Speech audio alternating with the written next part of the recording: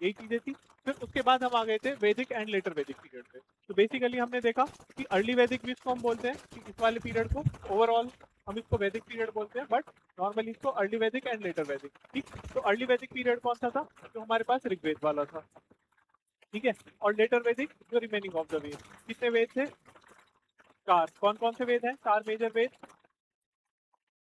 बिल्कुल, ऋग्वेद, अथर्ववेद, सामवेद, यजुर्वेद। ठीक है, ये चार वेद हैं।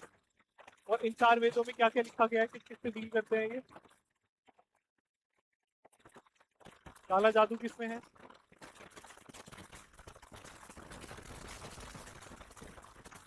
किसमें है कि भाई जो टोना टोटका, काला जादू, ये सारी चीजें किसी को वश में करना है, ये जो टीवी में दिखाते हैं सब। हाँ हाँ, ये सारी जो भी तांत्रिक क्रियाएं, ये सब किसमें है? अथर्ववेद में। ठीक है, उसका एक पार्ट है, इसके लिए ऐसा नहीं है कि पूरा अथर्ववेद में। ठीक है, फिर इसके बाद हमने देखा था कि इसमें मेन चीज क्या थी कि हमारे पास में शिफ्ट हो रहा था। अभी तक जो हड़प्पन सिविलाइजेशन थी वो कहाँ थी? Indus valley. ठीक है, मतलब वो जो सब सिंधवा रीजन था, 7 रिवर्स जहाँ पे थी। ठीक है, उस रीजन में थी। अब उधर से हम कहाँ शिफ्ट हो रहे हैं? गंगा जमुना दोआब की तरफ। ठीक है, फिर उसके बाद हमने मेनली इनकी जो जोग्राफिकल लोकेशन है वो डिस्कस की थी। जोग्राफिकल लोकेशन क्या थी कि अर्ली वैदिक वालों की तो सब सिंधुआ ही थी, उधर की तरफ ही थी, and gradually they start shifting towards, finally जो लेटर वैदिक वाले हैं वो गंगा वैली में सेटल हो गए थे। ठीक है, तभी आप देखोगे कि जो वैदिक कल्चर है या वेद जो है हमारे, उसमें गंगा की एक स्पेशल इंपॉर्टेंस है। उसको एक अलग तरीके से होली रिवर कहा गया। ठीक है, कि इसमें नहाओगे तो पाप धुल जाएंगे। ठीक, और किसी भी नदी में नहाने से पाप क्यों नहीं धुलते? फिर उसके बाद हमने इनका पॉलिटिकल सिस्टम देखा था। अच्छा, अर्ली वैदिक में जो पॉलिटिकल सिस्टम है वो कैसा है? पीपल ओरिएंटेड है या मतलब जो पावर है वो सेंट्रलाइज्ड है या डिसेंट्रलाइज्ड है अर्ली वैदिक में?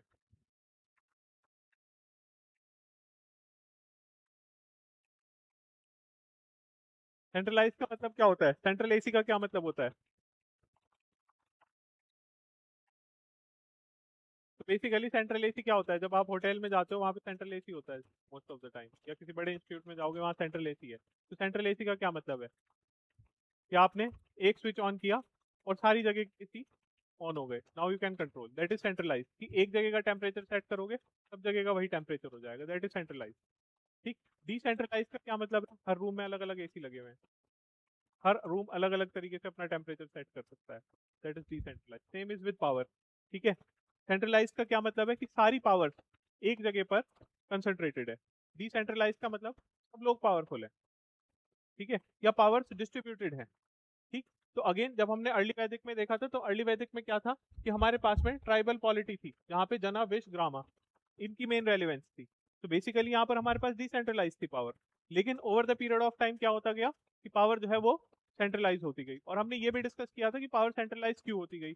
और उसके बाद बेसिकली हमें आर्मी की जरूरत पड़ी, कि जब पावर सेंट्रलाइज होने लगी तो हमें उसको प्रोटेक्ट करने के लिए, प्रोटेक्शन देने के लिए आर्मी की जरूरत पड़ी। ठीक, फिर कुछ इंपॉर्टेंट टर्म्स हमने देखी थी कि सभा का क्या मतलब था, समिति का क्या मतलब था।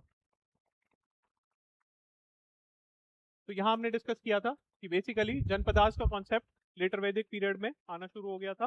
फिर हमने बात की थी कि इसके बाद में हम डिस्कस करेंगे आगे जाकर के महाजनपदास का कॉन्सेप्ट। ठीक है, तो कहाँ पर पावर, अब ये जो जनपदास बन रहे हैं, अब जनपद बनने का क्या मतलब है? जमीन तो उतनी है ना, कोई जमीन थोड़ी किसी ने मिट्टी ला करके कहीं से डाल दी। बेसिकली जो एडमिनिस्ट्रेटिव यूनिट बन रही है। तो पहले ग्राम के लेवल पे, गांव के लेवल पे एडमिनिस्ट्रेटिव यूनिट थी, अब क्या हो गया कि जनपद। कि एक जनपद मतलब कि इतने सारे गांव उसके अंडर में है, अब वहां से कंट्रोल होंगे सारे गांव। ठीक है, और महाजनपद का मतलब कि मल्टीपल जनपद उसके अंडर में। ठीक है, तो किंग का कॉन्सेप्ट आ गया था, किंग। और दूसरी बात क्या है कि जब हमारे पास विलेज का कॉन्सेप्ट है, तो विलेज में क्या है कि विलेज में सभा एंड समिति है, तो कुछ लोग सेलेक्ट हो रहे हैं वहीं से ही।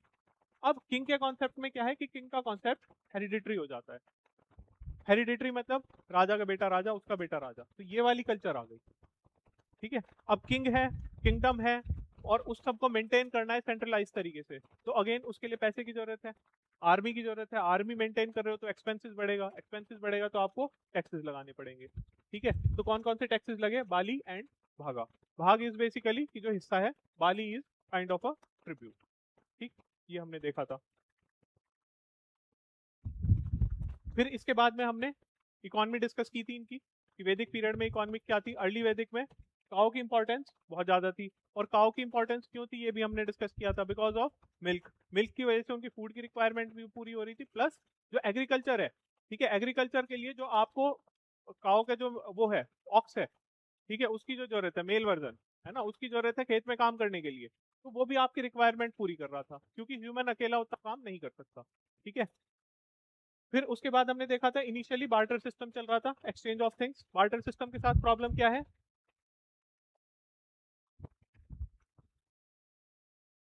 बिल्कुल कि म्यूचुअल नीड है वहां पर, ठीक है। तो आपको फाइंड आउट करना पड़ेगा कि अगर मैं किसी को चावल बेचना चाहता हूँ, तो सामने वाला ऐसा पर्सन हो जो चावल खरीदना चाहता है। अब मुझे जरूरत है सपोज करो क्लोथ्स की, ठीक है, और सामने वाले को जरूरत है लेदर की, और मेरे पास है देने के लिए चावल, और उसके पास कपड़ा है। तो प्रॉब्लम इज कि अब मुझे पहले कोई ऐसा पर्सन ढूंढना पड़ेगा जो चावल खरीदना चाहता है और लेदर मुझे दे दे, ठीक है। फिर मैं उस लेदर को लेकर के उसके पास जाऊंगा जो मेरे को कपड़ा दे देगा। तो यहाँ पर ये डिफिकल्ट सिस्टम है, ये डिफिकल्टी थी बार्टर सिस्टम में, ठीक है। और इसी को ही दूर किया किसने, मनी ने। That's why we need money in economy, ठीक है। उसके बाद जो लेटर वैदिक था, लेटर वैदिक में हमने देखा था कि आयरन का यूज आना शुरू हो गया। आयरन का यूज क्यों आना शुरू हुआ अगेन, हमें टूल्स चाहिए, ठीक है। तो बेसिकली एग्रीकल्चर के लिए हमें ज्यादा मजबूत टूल्स चाहिए, ठीक है। तो इसलिए जो है क्या हुआ, आयरन का कॉन्सेप्ट आया। और अगेन आयरन का कॉन्सेप्ट, अब आयरन की आपको जरूरत है उससे टूल्स बनाने के लिए, तो आपको जरूरत है किस चीज की, फायर की, ठीक है। तो फायर की जरूरत है, तभी आप आयरन को मेल्ट करोगे और तभी टूल्स बना पाओगे। तो इसीलिए ही फायर की लोग वर्शिप करने लगे, ठीक है। तभी हमने देखा कि अग्नि देवता की एक अलग इंपॉर्टेंस है। फिर again it is associated with agriculture, ठीक है, क्योंकि सब लोग एग्रीकल्चर प्रैक्टिस कर रहे हैं। तो एग्रीकल्चर प्रैक्टिस करने के लिए आपको किस चीज की जरूरत है, जमीन फर्टाइल हो, फर्टाइल हो, पानी की जरूरत है। अगेन पानी के आपके पास दो सोर्सेज हैं, एक है नदी और एक है आपके पास रेन, ठीक। तो अब अगेन नदी से पानी लाना कि आपको कुछ करना पड़ेगा, बट अगर बारिश आ जाए तो आपको कुछ नहीं करना। इसलिए वहां पर उस टाइम पर लोग क्या करने लगे, बारिश की पूजा करने लगे, मतलब उसका एक देवता बना दिया, ठीक है, जो कि इंद्रदेव है। तो हम यहाँ देखते हैं कि भाई इंद्र और जो अग्नि है, ठीक है, और जो वरुण देव है, उसकी अलग इंपॉर्टेंस है वैदिक वाले उसमें। और अगर आप ज्यादातर मंत्र देखो तो आपको मंत्र भी कुछ कुछ वैसे ही मिलेंगे।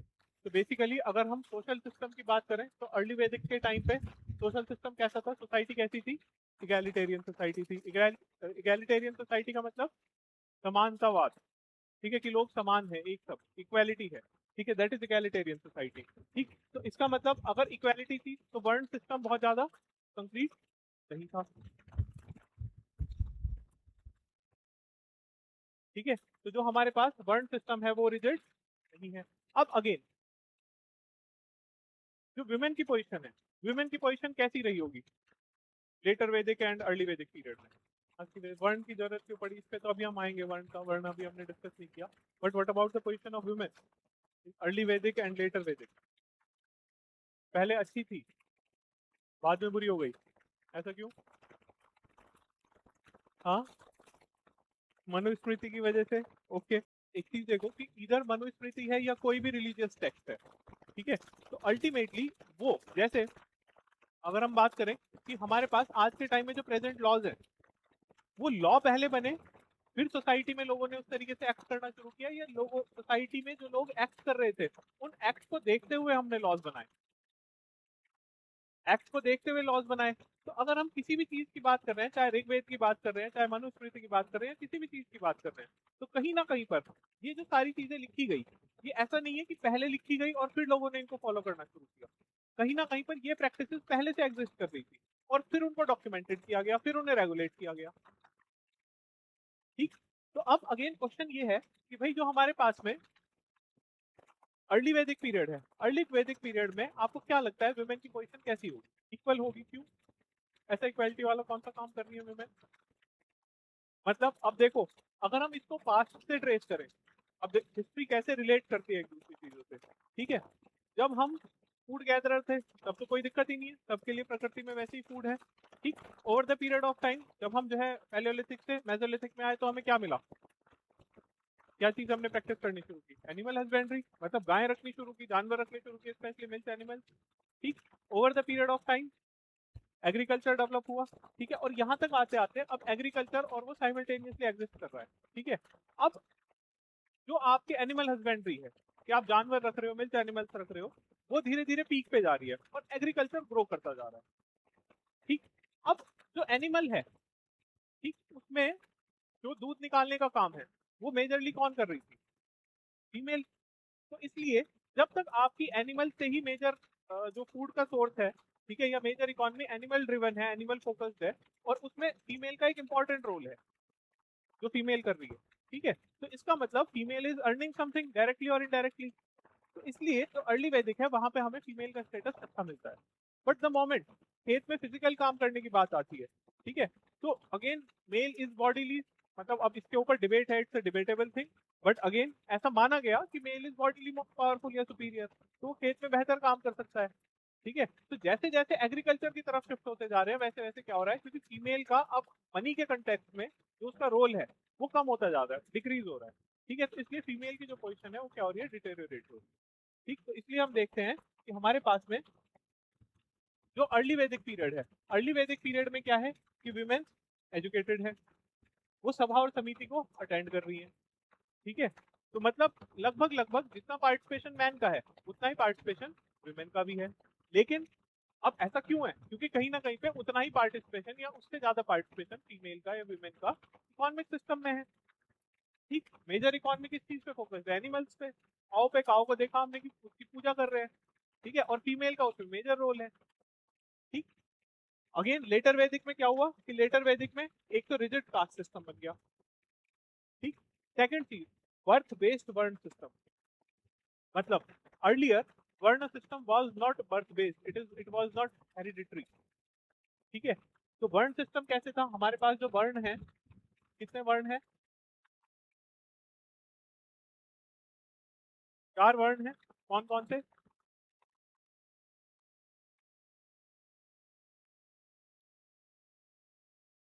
ब्राह्मण, क्षत्रिय, वैश्य, ठीक है। अब ये जो 4 वर्ण है, ये वर्ण बने कैसे? तो बेसिकली ये जो 4 वर्ण बने, ये बने थे on the basis of work. कौन आदमी क्या काम कर रहा है वो उस कैटेगरी में आएगा। मतलब अगर कोई पर्सन पढ़ाई लिखाई का काम कर रहा है, इंटेलेक्चुअल है,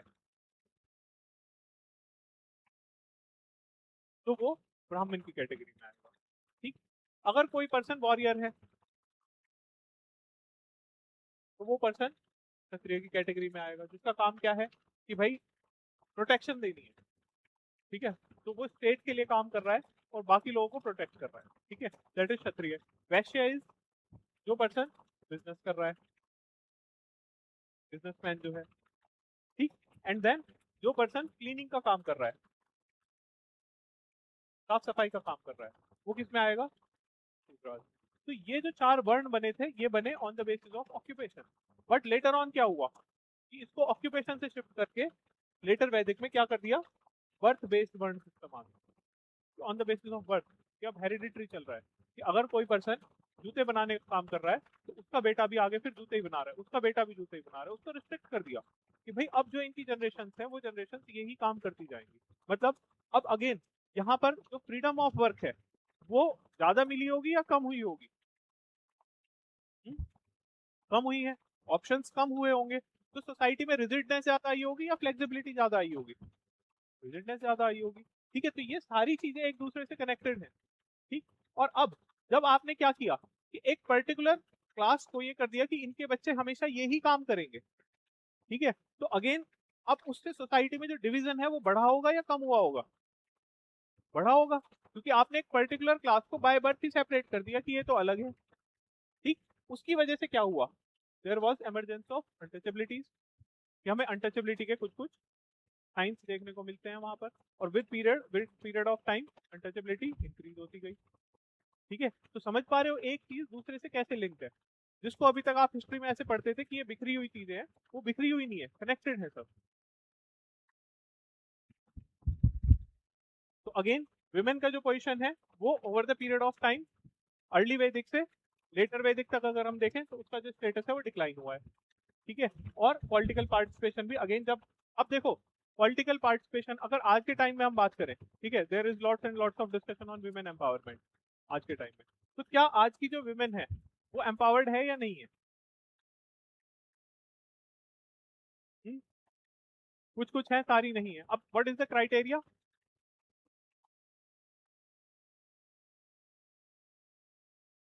जैसे आज के टाइम में एक बड़ा कॉमन ऑब्जर्वेशन या डिस्कशन आता है, ठीक है, जो ये आता है कि भाई आज के टाइम में डाइवोर्स रेट बढ़ गए। क्यों बढ़ गए? और हम ये सारी चीजें ऑब्जर्व भी कर रहे हैं सोसाइटी में। क्यों बढ़ गए डाइवोर्स के rate? What is the reason?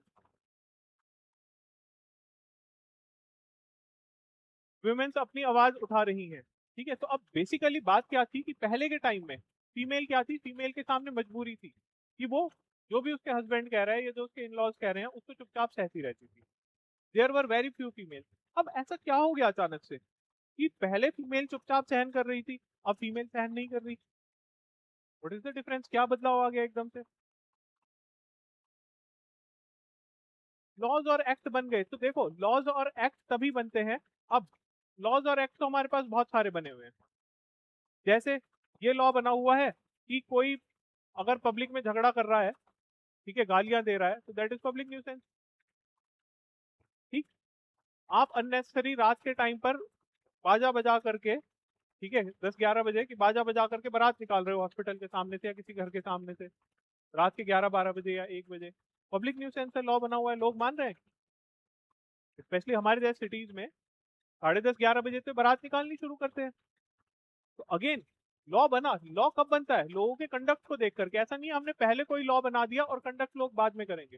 जब लोग उस तरह का कंडक्ट कर रहे हैं जो नहीं करना चाहिए, तो उसे प्रिवेंट करने के लिए लॉ बना। तो अगेन लॉ तो इसलिए ही कहीं ना कहीं पर फिर बना होगा कि जब फीमेल को उस तरह की सपोर्ट की जरूरत होगी। तो अगेन लॉ ने एक रोल प्ले किया। बट आप सोचो ऐसा क्या हो गया एकदम से कि भाई मेल है। अब अगर हम सोसाइटी को देखें, इस पूरी सोसाइटी को आप दो पार्ट में डिवाइड कर दो। ऐसे लगा लो कि one is male dominating, this is female. पहले ऐसा है कि सोसाइटी मेल डोमिनेटिंग है। अब अचानक से इन मेल के दिमाग में ऐसा क्या आ गया कि भाई हम फीमेल के लिए लॉ बना दे कि नहीं भाई इनको बराबर करना चाहिए, ये तो हमने गलत कर रखा है, ठीक है, and this should be here. क्या आया जी ऐसा कि इसको यहाँ से यहाँ शिफ्ट करने के लिए? और अगर मेल इतने अच्छे हो गए, ठीक है, फिर तो लॉ की जरूरत ही नहीं है। कि अगर उनकी सोच इतनी बदल गई फीमेल को लेकर के, फिर तो लॉ की जरूरत ही नहीं है। कैसे लॉ बना दिया जी एकदम से?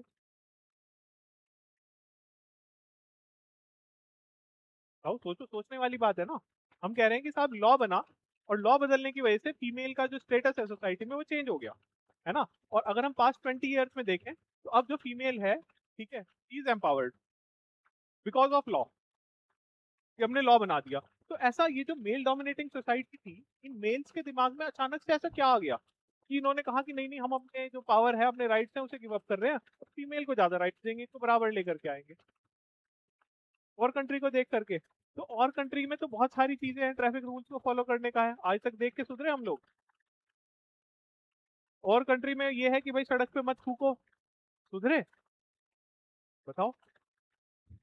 गुटखा खा करके खिड़की खोल के ही ठोकेंगे, थूकेंगे बिल्कुल जो है उस पे सड़क पे, और पूरी सड़क लाल करते हुए जाएंगे, बताओ। तो जब इन छोटी हरकतों में हम नहीं सुधरे, तो इतनी बड़ी चीज में कैसे सुधर गए? कौन भी बूस्ट होगी, लेकिन बात यह है कि आप अपने राइट्स गिव अप करके, अपना कंफर्ट छोड़ करके, ठीक है, इकोनॉमी को बूस्ट कराने का सोचोगे? कैसे कर दिया? Exactly that's my point. कि ऐसा क्या हुआ कि फीमेल के फेवर में मेल ने लॉज भी बनाए, जो मेल डोमिनेटिंग सोसाइटी थी उसने लॉज भी बनाए फीमेल के फेवर में, और अगेन वुमेन एम्पावर भी हुई। तो ऐसा क्या फैक्टर रहा? बेसिकली बात ये है ना, आप समझो मैं जो बताना चाह रहा हूँ वो पॉइंट ये है कि अगर आप लॉ बना भी दोगे, तो अगर मेल डोमिनेटिंग सोसाइटी है, ठीक है, जहाँ पे माइंडसेट ये है कि नहीं मेल ही काम करेगा, फीमेल का काम घर में रहना है, तो आपको लग रहा है कि वहां पे मेल डोमिनेटिंग सोसाइटी जहाँ पर लॉ बनाने वाले भी मेल हैं, वो फीमेल के लिए ऐसा लॉ बना देंगे? और मैं वही बता रहा हूँ कि ऐसा नहीं है। अगर हम कहें कि दूसरे कंट्री को देख करके अचानक से हमारे अंदर बदलाव आ गया, आज तक आया क्या लोगों के अंदर? आप जापान में देखो, जापान में अगर कोई पर्सन कोई लाइन में लगा हुआ है ट्रेन में चढ़ने के लिए, तो पहले ट्रेन में से लोग उतरते हैं, फिर वो लाइन से चढ़ते हैं कि भाई ये अगर 5 लोग 10 लोग मेरे से आगे लगे हैं तो मैं पहले उन्हें चढ़ने दूंगा, फिर मैं चढ़ूंगा। इंडिया में ऐसा है क्या? अभी अगर सड़क पे जो रेलवे वाला जो वो रहता है, रेलवे क्रॉसिंग, ठीक है, वो अगर बंद हो जाता है, जो फाटक है, ठीक, तो क्या होता है? कुछ लोग लाइन से खड़े हैं, लेकिन कुछ बेवकूफ आगे आकर के लगाएंगे। किसी फाटक पे देख लो आप रैंडमली, बहुत रेयरली आपको ऐसा मिलेगा कि किसी फाटक पे कोई बेवकूफ जो है वो वहां आकर के ना खड़ा हुआ आगे। ठीक, तो सीखे क्या? नहीं सीखे। तो जब इतनी छोटी चीजों में नहीं सीख रहे हैं, इतनी बड़ी में कैसे सीख जाएंगे? देखो वोट तो कितना आसान है ना। अब तो प्रॉब्लम है, अब क्या है कि अब हमें फीमेल्स को कन्विंस करना है। ठीक है, पहले तो क्या था, पहले उनके मेल्स को आपने कन्विंस कर लिया तो फीमेल वही वोट करेगी। अब फीमेल जब एम्पावर हुई तो डेमोक्रेटिक सेटअप और टफ हुआ, जो उसमें कंपटीशन है, फाइट है। ठीक है, तो ऐसा नहीं है कि लेजिस्लेचर ने लॉ बना दिया तो अपने वोट बैंक के लिए बना दिया, उनको तो नुकसान हुआ। वो उस कॉन्सेप्ट को हमने नाम दे दिया, जो आप फेमिनिज्म की बात कर रहे हो ना, तो बेसिकली उस कॉन्सेप्ट को हमने नाम दे दिया फेमिनिज्म का। लेकिन उसका रूट कॉज क्या है कि आपको यहाँ पे फीमेल को, जो यहाँ पर थी, ठीक है, मेल डोमिनेटिंग सोसाइटी थी, उसे अपने बराबर या अपने से आगे क्यों लाना पड़ा? The one and only reason is economic. और इकोनॉमिक कैसे? वो कोई ऐसा नहीं था कि जीडीपी को बढ़ाना था, ये करना, कुछ नहीं था। The simple reason is IT revolution. जब इंडिया में इंफॉर्मेशन टेक्नोलॉजी रिवॉल्यूशन आया, फॉरेन की कंपनीज एमएनसीज इंडिया में आई, तो अब जो फीमेल है वो उतना ही काम कर सकती है कंप्यूटर पे बैठ करके जितना एक मेल कर सकता है। तो अब वर्किंग एफिशिएंसी में कोई डिफरेंस नहीं बचा। जब वर्किंग एफिशिएंसी में डिफरेंस नहीं बचा, तो उसकी वजह से क्या हुआ? जो इनकी अर्निंग पावर है वो बराबर हो गई, कि फीमेल भी उतना ही पैसा कमा रही है जितना मेल कमा रहा है। तो अब बिकॉज इकोनॉमिक इंडिपेंडेंस आ गई।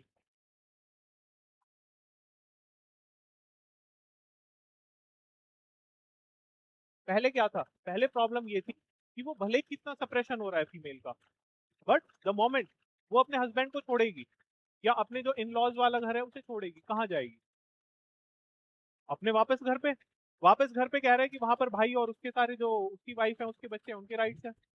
इसके पास इकोनॉमिक इंडिपेंडेंस नहीं है, डे टू डे खाने के लिए प्रॉब्लम है। ठीक है, तो इसलिए इसके पास कोई ऑप्शन नहीं था कि इधर वो अपने घर जाकर के वहां पर भाई और फादर जो है वो मेल डोमिनेटिंग है, वो उनका जो जो भी सिस्टम है उसको फॉलो करना उसकी मजबूरी है, या फिर इधर अपने हस्बैंड के यहाँ रह करके उसका सिस्टम फॉलो करना जरूरी है। तो द मोमेंट आईटी रिवॉल्यूशन की वजह से मल्टीनेशनल कंपनीज आई, उन्होंने जब पे करना शुरू किया और जॉब में इक्वालिटी आई, जिसकी वजह से अल्टीमेटली इकोनॉमिक इंडिपेंडेंस आई। फिर हमें लॉज बनाने पड़े कि भाई वुमेन एम्पावरमेंट करेंगे और हम फीमेल को इक्वल लेकर देंगे। हाँ जी बताओ।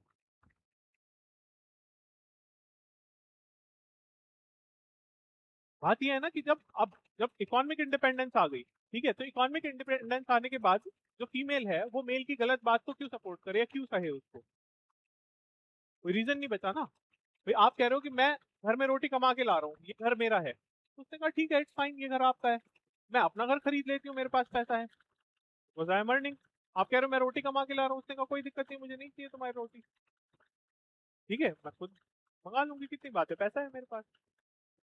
जब अब पैसे की वजह से जब इकोनॉमिक इंडिपेंडेंस आई, तब फिर फीमेल ने अपने राइट्स के बारे में बात करना शुरू किया, राइट्स के बारे में बात करना शुरू किया, तो उससे अल्टीमेटली फिर हमें लॉज बनाने पड़े, क्योंकि फिर हम कॉन्स्टिट्यूशन में जो इक्वालिटी है उसकी बात करते हैं। ठीक है, तो ultimately that is the reason for women empowerment. ठीक, और अगर आप यहाँ पर देखो कि जो लेटर अर्ली वैदिक से हम लेटर वैदिक में आ रहे हैं, तो क्या हो रहा है? अल्टीमेटली जो फीमेल का रोल है इकोनॉमिक एक्टिविटीज में, वो क्या हो रहा है? कम हो रहा है। और जब फीमेल का रोल इकोनॉमिक एक्टिविटीज में कम हो रहा है, तो डेफिनेटली उसकी जो पोजीशन है वो क्या होगी? डिटेरियोरेट होगी। ठीक है, इसीलिए ही अर्ली वैदिक से लेटर वैदिक में जो फीमेल की पोजीशन है वो डिटेरियोरेट होगी। हमने क्रिमिनल लॉ में डिस्कस किया था, what was offence of adultery. Exactly. ठीक है, तो if there is a married women, ठीक, और कोई मेल उस मैरिड वुमेन के साथ फिजिकल रिलेशन बनाता है, ठीक, बिना उसकी हस्बैंड के कंसेंट के, तो उसका हस्बैंड उस पर्सन के ऊपर केस फाइल कर सकता है। ये वाला अब खत्म हुआ है, ये लॉ पहले से था। एग्जैक्टली। ठीक है, तो अगेन अगर हस्बैंड कंसेंट दे रहा है तो इट मीन तब कोई ऑफेंस नहीं है। अगर हस्बैंड कंसेंट नहीं दे रहा तो हस्बैंड केस फाइल कर देगा, क्रिमिनल केस। इट मीन्स कि wife is property of husband. वो ग्राउंड है डाइवोर्स का, वो अभी भी है। ग्राउंड आप डाइवोर्स ले सकते हो इस ग्राउंड पे, बट इस ग्राउंड पे क्रिमिनल केस नहीं कर सकते ना, और वो भी हस्बैंड की विल पे कि उसका मन है तो कर देगा, नहीं है तो नहीं करेगा। कि उसने कंसेंट दी है तो दैट्स फाइन, और कंसेंट नहीं दी तो अपराध हो गया। तो अगेन ये क्योंकि ये जब बना अडल्ट्री वाला ऑफेंस, ये किस माइंडसेट के साथ बना 1860s में कि female is property of his husband. ठीक है, और पहले तक क्या कहा जाता था कि फीमेल जब तक वो शादी नहीं हुई तब तक उसके फादर की रेस्पॉन्सिबिलिटी है, जब शादी हो गई है उसके बाद उसके हस्बैंड की रेस्पॉन्सिबिलिटी है, और हस्बैंड के बाद उसके बेटे की रेस्पॉन्सिबिलिटी है। वाई? बिकॉज इकोनॉमिकली डिपेंडेंट थी। द मोमेंट अब वो इकोनॉमिकली इंडिपेंडेंट हो गई, अब कोई फर्क नहीं पड़ता। ठीक है, अब वो किसी की रेस्पॉन्सिबिलिटी नहीं है, वो दो लोगों की रेस्पॉन्सिबिलिटी उठा सकती है। ठीक, तो अगेन इकोनॉमी या economic reason, economic independence is a major reason. ठीक है, जिसकी वजह से अर्ली वैदिक से लेटर वैदिक में भी जो विमेन की पोजीशन है वो डिटीरियोरेट हो रही है। ठीक है, रटने की जरूरत तो नहीं है, समझ में आ गया कि क्यों हो रहा है ऐसा। अब बात करते हैं जी कि जो हमारे पास में रिलीजन की क्या स्थिति है। तो अगर वैदिक टाइम में हम बात करें तो रिलीजन पे काफी एम्फेसिस है। ऋग्वेद में हमारे पास आज तक भी हम एक मंत्र बोलते हैं। कौन सा? कौन सा मंत्र बोलते हैं? कोई मंत्र नहीं बोलते। गायत्री मंत्र। तो गायत्री मंत्र कहाँ लिखा हुआ है? कौन से वेद में लिखा है? तो अगेन ये आपका टास्क है टू फाइंड आउट कि गायत्री मंत्र ऋग्वेद के कौन से मंडल में लिखा हुआ है। ठीक है, और ऋग्वेद में टोटल कितने मंडल हैं? हाँ, ठीक है, तो ये आपको फाइंड आउट करके बताना है मुझे। तो अगेन जो रिलीजन है वो रिलीजन क्या हो रहा है, अब जैसे जैसे आपकी नेचर के ऊपर डिपेंडेंस है। ठीक, तो इसका मतलब देर आर सर्टेन फैक्टर्स जो आपके कंट्रोल से बाहर के हैं। ठीक, अगर मैं नॉर्मली बात करूं तो आप भगवान को कब याद करते हो? जब एक तो कुछ गलत हो जाए, ठीक है, और दूसरा जब आप मुसीबत में आ जाओ तभी याद करते हैं। क्योंकि गलत हो जाए तो मतलब कि भगवान मुसीबत में मत डालना, गलती हो गई, इसका जो भी कुछ है वो बराबर कर देना। ठीक है, और दूसरी बात कि जब आप मुसीबत में आ जाओ तब आप सबसे ज्यादा भगवान को याद करते हो कि बस अब की बार बचा दो। ठीक है, तो अगेन मुसीबत मतलब there are certain things which are beyond your control, जिनके ऊपर आपका कंट्रोल नहीं है, तो आप वहां कहते हो अब भगवान को आपने देखा है? कहाँ देखा है? नहीं देखा।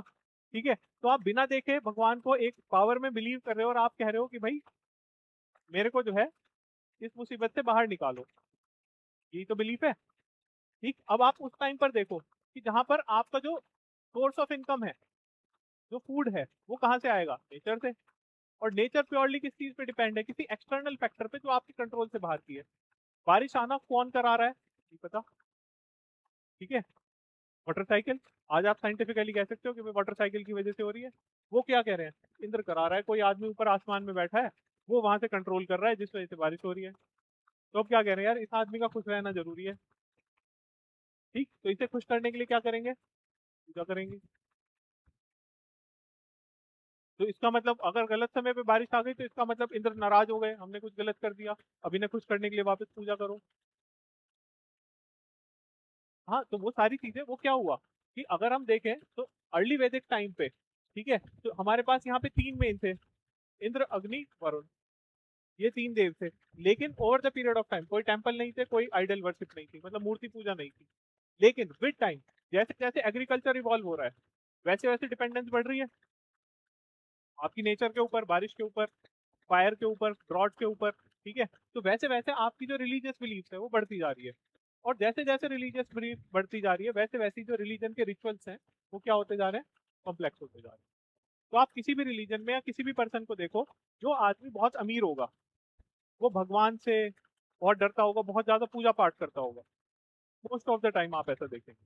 जितना आपके पास पैसा बढ़ता जाएगा उतनी आपकी आपको डर बढ़ता जाएगा, और जितना डर बढ़ता जाएगा उतना आपका जो आस्था है या विश्वास है वो बढ़ता जाएगा। तो ये बेसिकली प्रोपोर्शनेट है।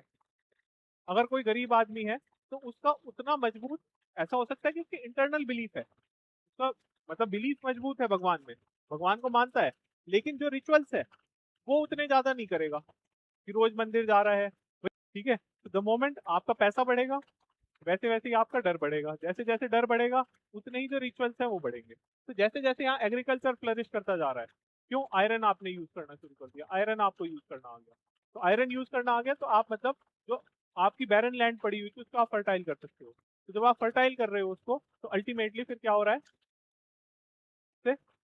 एग्रीकल्चर प्रोड्यूस बढ़ रही है। तो जैसे जैसे आपके पास रिसोर्सेज और आउटपुट बढ़ रहा है वैसे वैसे ही आपका डर भी बढ़ रहा है। ठीक है, तो इसलिए अर्ली वैदिक से जब हम लेटर वैदिक में आते हैं तो हमें क्या मिलता है कि जो रिचुअल्स हैं वो कॉम्प्लेक्स होते जा रहे हैं, और रिचुअल्स कॉम्प्लेक्स हो रहे हैं। अब दिक्कत क्या है, एक कॉन्सेप्ट शुरू हुआ कि भाई भगवान को क्या क्या करना चाहिए, कौन बताएगा इस बात को, तो there are some people directly तो भगवान से इंटरेक्ट नहीं कर सकते, तो इसलिए there is a rise of Brahmin जो प्रीस्ट हैं। ठीक है, तो वो बेसिकली बता रहे हैं कि आपको ये चीजें करनी चाहिए, भगवान को कुछ करनी चाहिए। ठीक, तो इनिशियली एग्जिस्ट नहीं कर रहा हो, मतलब जो वर्ण सिस्टम है वो धीरे धीरे डेवलप हो रहा है। ठीक, तो ultimately who are they are intellectual. तो इसका मतलब जो जो ये कह रहे हैं भगवान को खुश करने के लिए वो चीजें करनी। तो इसलिए जो लेटर वैदिक पीरियड है उसमें क्या हो रहा है, जो ब्राह्मण क्लास है वो स्ट्रांग हो रही है, और जैसे जैसे ये इंटेलेक्चुअल क्लास स्ट्रांग हो रही है तो बाकी जो वर्ण सिस्टम है वो भी ऑटोमेटिकली स्ट्रांग होता जा रहा है। ठीक है, तो जैसे अलग अलग इसमें यज्ञ होते थे, अश्वमेध यज्ञ, राजसूय, वाजपेयी, ये मतलब यज्ञ हैं। ठीक है, अलग अलग तरह के, इनके अलग अलग मीनिंग है कि भाई क्या है। अब अगेन पहले सारी फाइट क्या थी, सर्वाइवल की, खाना नहीं मिल रहा। ठीक है, खाना ढूंढते घूम रहे हैं, खाना मिल जाए that is the sole purpose पूरे दिन का आपका, कि भाई आज का खाना मिल जाए ताकि रात को भूखा ना सोना पड़े। अब क्या है, खाना आपके पास पूरा अवेलेबल है, एग्रीकल्चर कर रहे हो, एग्रीकल्चर डेवलप भी हो गया। तो अब क्या है, अब इनसिक्योरिटी है किस चीज की, यार मैंने सारी चीजें तो बना ली लेकिन कहीं ऐसा ना हो कि मैं मर जाऊं। ठीक है, क्योंकि अगर मैंने सारी इतनी मेहनत करके सारी चीजें बनाई और मैं एकदम मर गया, फायदा क्या हुआ ये सारी चीजें बनाने का। ठीक है, और प्लस उधर क्या हो रहा है, उधर भगवान के साथ कनेक्शन बनाने वाले कुछ लोग आ गए जो बता रहे हैं चीजें। तो अब क्या होता है, अब यहाँ पर जो फिलोसफिकल शिफ्ट है वो हमें देखने को मिलता है कि लोग बाग कुछ चीजों में बिलीव करने लगे, कर्मा, मोक्ष, रीबर्थ, कि भाई आप वापस आओगे, कब तक वापस आते रहोगे यहाँ पे, तो अलग अलग कॉन्सेप्ट डेवलप हो गए। ठीक है, तो what is concept of Karma, जैसा करोगे वैसा मिलेगा। ठीक है, और इसके साथ साथ कॉन्सेप्ट आया रीबर्थ का। अब उसने कहा अगर मैं आपको कहूँ कि भाई जैसा करोगे वैसा मिलेगा, आपने कहा ठीक है कोई दिक्कत नहीं है, आज तो मजे से जी रहे हैं ना, आज लोन लेते हैं, ठीक है बढ़िया ऐश करते हैं, जब मिलेगा देखेंगे। अगर जो है हम ये कहें कि कर्मा की थ्योरी ये कह रही है आप जैसा करोगे वैसा आपको आउटपुट मिलेगा, ठीक है, तो आज आप लोन ले लो, लोगों से उधार ले लो, मजे से बढ़िया गाड़ी में घूमो, बढ़िया लाइफ जियो। ठीक है, उसके बाद क्या ही होगा, लोग आपसे मांगने आएंगे, आप कह देना मेरे पास कुछ है ही नहीं, क्या कर लेंगे वो, बेच दें कोई दिक्कत नहीं है, वो घर भी लोगों के पैसे से ही लिया था सपोज उधार लेकर के, गाड़ी भी लोगों के पैसे से ही ली थी, अब उन्होंने बेच दी है, तो अब आप तो कुछ कर सकते हैं वो नहीं कर सकते। इसका मतलब अब कर्मा थ्योरी जो है हमारी वो कहीं ना कहीं पे डिफीट हो रही है। डिफीट मतलब उसका पर्पस, क्योंकि हम कह रहे हैं कि भाई देखो अच्छा कर्म करोगे तो अच्छा आउटपुट आएगा, उसने कहा भाई मुझे करना ही नहीं अच्छा, मेरे को तो आज मजे लेने हैं, ठीक है मैं आज मजे ले रहा हूँ, जो आउटपुट आएगा देख लेंगे। इसलिए कॉन्सेप्ट ऑफ रिबर्थ, कि भाई देखो ये कर्म खाली ऐसा नहीं है कि तुम्हारा यहीं तक पीछा छोड़ देंगे, ये अगले जन्म में भी जाएंगे तुम्हारे साथ। अब आदमी को डर हो गया कि भाई अब अगर गलत किया तो खाली ऐसा नहीं यही भुगतना पड़ेगा, अगले जन्म की बात भी है। तो फिर बात यह आई कि यार ये कितने जन्म तक साथ जाएंगे, ठीक, ये तो चलता रहेगा साइकिल। नहीं नहीं ऐसा नहीं है, कभी ना कभी आपको मोक्ष मिलेगा, अल्टीमेट पर्पज इज मोक्ष। हम्म, जैसे हम सब इस धरती पे क्यों आए, एज पर दिस थ्योरी या हिंदू माइथोलॉजी, मोक्ष पाने के लिए, मिलेगा मोक्ष है, अच्छे कर्मों की वजह से मिलेगा। तो बेसिकली हम cycle of birth and rebirth में है, हम अभी आए, ठीक है, जैसे इसको कहते हैं ना कि जो इंसान एज अ ह्यूमन बीइंग बनता है तो वो मल्टीपल उससे निकल करके आता है फेजेस से। जिसमें वो कभी जानवर रहा होता है, कभी कुछ और रहा होता है, ठीक है, और उन सब से निकल करके वो अल्टीमेटली ह्यूमन बीइंग बनता है। ठीक, अब ह्यूमन बन गया, तो अब अल्टीमेट पर्पस क्या है हमारा यहाँ आने का? धरती पे जो हम आए, तो जो ह्यूमन मतलब जो हिंदू फिलोसफी कहती है, वो क्या कहती है कि क्यों आए हैं हम इस धरती पे? मोक्ष के लिए। मोक्ष कैसे मिलेगा? अच्छे कर्म करके। तो इसका मतलब सीधी बात यह है कि अगर मैं अच्छे कर्म करूंगा तो मुझे मोक्ष मिल जाएगा। ठीक, और कब तक नहीं मिलेगा? जब तक मेरे सारे जो गलत काम है वो खत्म ना हो गए हों और सारे अच्छे काम बचे हों। जिस दिन मेरे सारे अच्छे काम बचेंगे उस दिन मुझे मोक्ष मिल जाएगा। तो अगर इस जन्म में ऐसा नहीं हुआ तो फिर क्या होगा? रिबर्थ होगा, वापस से जन्म लेता रहेगा आदमी, और तब तक जन्म लेता रहेगा जब तक उसे मोक्ष नहीं मिल जाएगा, मतलब वो सारे काम अच्छे ना कर दे, उसके सारे बुरे काम खत्म ना हो जाए। तो इसका मतलब अगर हम देखें इस थ्योरी के हिसाब से, तो आदमी अच्छा है या बुरा है?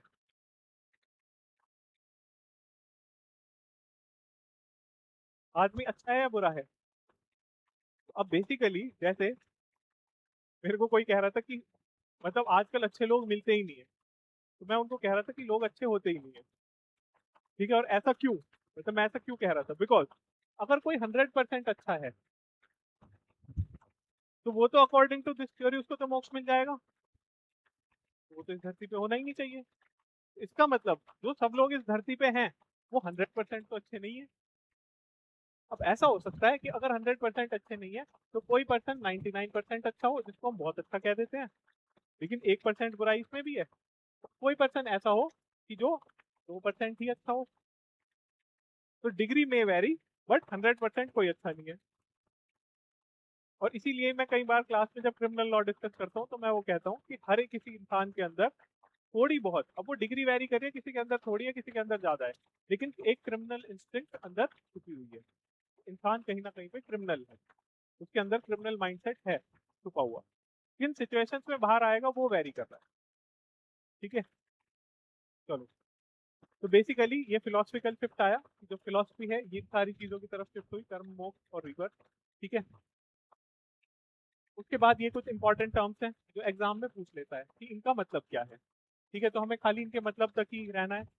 राजन का मतलब क्या है? राजा, किंग। ठीक है, देन जना is tribe, wish clan, gram village, सभा समिति हम देख चुके हैं। ठीक है, उसके बाद आया विधाता। विधाता का मतलब इट्स अ ट्राइबल असेंबली, ये इंपॉर्टेंट है। ठीक है, फिर उसके बाद पुरोहित। पुरोहित हमने देख लिया। ठीक, he is advisor to king या priest. Then senani, army chief. अब देखो अलग से वो है बेसिकली गविस्थी या गविस्थी। This is what? This is search for war या सर्च फॉर काउज। अब देख रहे हो काउ के लिए युद्ध हो रहा है कि भाई गाय कितनी इंपॉर्टेंट है उस टाइम पे, तो उसके लिए लड़ाई हो रही है, इससे इतनी गाय छीन करके ले आओ। ठीक है, और गाय अपने आप में क्या है? जो गौ है वो वेल्थ है। ठीक है, इसलिए तो बड़ा है ना कि भाई क्योंकि वो वेल्थ है। जैसे आज के टाइम में जो आप कह रहे हो कि भाई गाय का दान सबसे बड़ा दान है, ठीक है, गोदान महादान है ना, वो क्यों है इस वैदिक टाइम में? क्योंकि वेल्थ है वो आपकी। अब अगर कोई आपको आज के टाइम में कह दे कि भाई सोने का दान सबसे बड़ा दान है, क्यों? सोने का रेट देखो कितना चल रहा है। ठीक है, तो आज गाय का नहीं कहेगा कि कोई गाय का दान बड़ा दान, आज कहेगा सोने का बड़ा है तो आप सोने का दान कर दो। और है भी यही, मैंने आज तक नहीं देखा किसी ने कहा कि आप मिट्टी का दान कर दो। मतलब मैंने अपनी लाइफ में नहीं देखा कि किसी ने ये कहा कि आप मिट्टी का दान करो। क्यों? मिट्टी फ्री ऑफ कॉस्ट है, आप उठा करके कर दोगे ये रहा दान। ठीक है, तो इसलिए ऐसा था। तो अब देख रहे हो कि सब चीजें कहीं ना कहीं कनेक्ट हो रही है। देन इसमें से दासा या dasyu is the term which is use for non Aryan. ठीक है, कि जो आर्यन नहीं है दे आर दास। ठीक, इसीलिए ही अब अगर हम वर्ण सिस्टम में भी देखें, तो वर्ण सिस्टम कहीं ना कहीं पर फिर किस चीज के बेसिस पर कि काम से वो आया? हेरिडिटरी। और हेरिडिटरी में भी स्पेसिफिकली फिर कलर बेस्ड आ गया कि जहाँ पे आप स्किन कलर से सेपरेट कर रहे हो। ठीक है, अब क्योंकि जो आर्यन है वो आए हैं बाहर से, उनका कलर अलग है। ठीक, और जो द्रविडियंस है उनका कलर अलग है। तो इसलिए क्या कह रहे हैं वो कि भाई जो नॉन आर्यन है वो कौन है, दास है। और अगर आप इसमें फर्दर जा करके देखोगे तो दास का काम क्या है, सेवा करना। तो इसलिए जितने भी सेवा करने वाले काम है वो सब कौन करेगा, नॉन आर्यन। तो they can be easily differentiated on the basis of their skin colour. तो वहां से वर्ण सिस्टम और कंप्लीट हो रहा है। ठीक है, तो ऐसे ये सारी चीजें रिलेट होकर के चल रही है। उसके बाद अब देखो, जो लेटर वैदिक है, लेटर वैदिक में टर्म्स अलग बदल रही है। क्या क्या आ गया, जनपदा, ठीक, क्योंकि सेंट्रलाइजेशन ऑफ पावर हो रहा है। फिर महाजनपद आ गया, लार्जर किंगडम। बाली हमने देखा, टैक्स। भाग इज अ शेयर, आयरन के लिए टर्म यूज हो रही है। वर्ण सिस्टम आ गया, और इस वर्ण सिस्टम में अगेन क्लासिफिकेशन आ गया।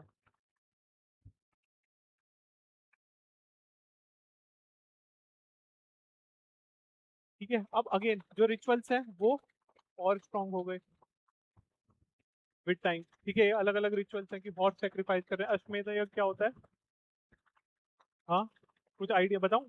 बेसिकली एक हॉर्स को छोड़ देते थे पूजा करके, ठीक है, और जहां जहां जिस जिस राज्य में वो हॉर्स घूम के चला जाएगा वो सब राज्य मेरे हैं।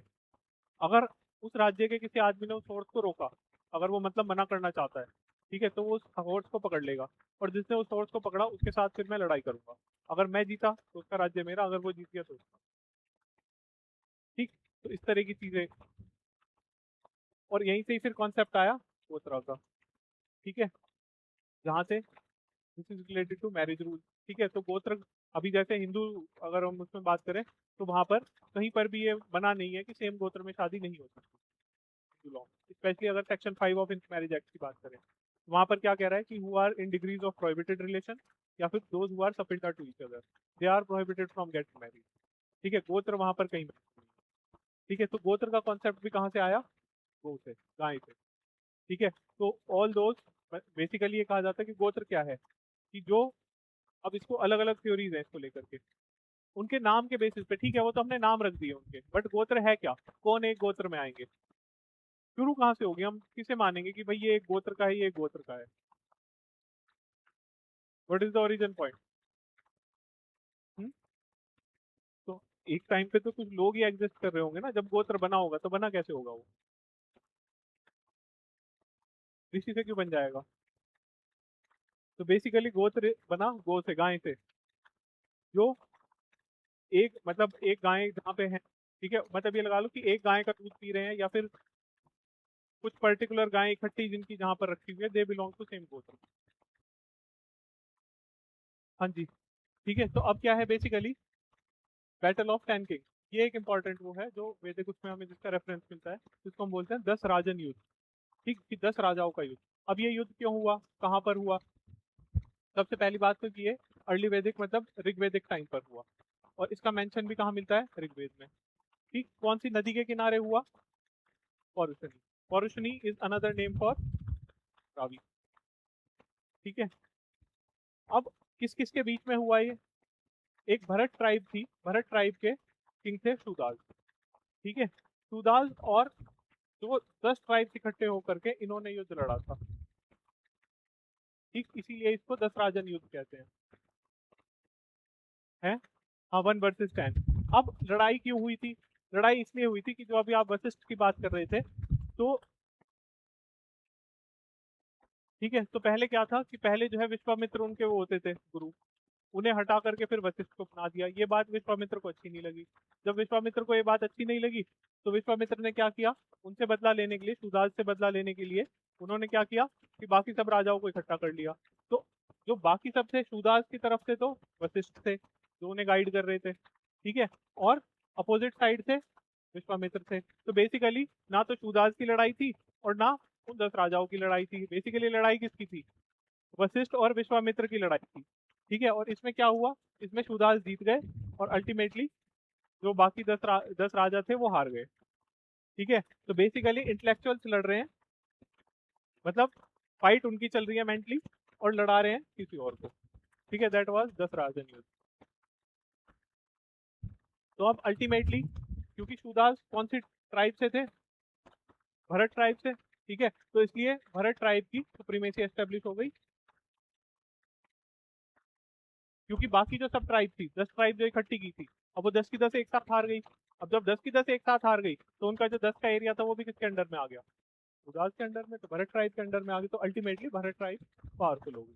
ठीक है, तो बस यही बात है कि जो 10 राजन युद्ध हुआ था इस उदास वर्सेस 10 किंग्स के बीच में हुआ था, पॉरुषणी रिवर जो कि रवि रिवर है उसके बैंक पर। ठीक है।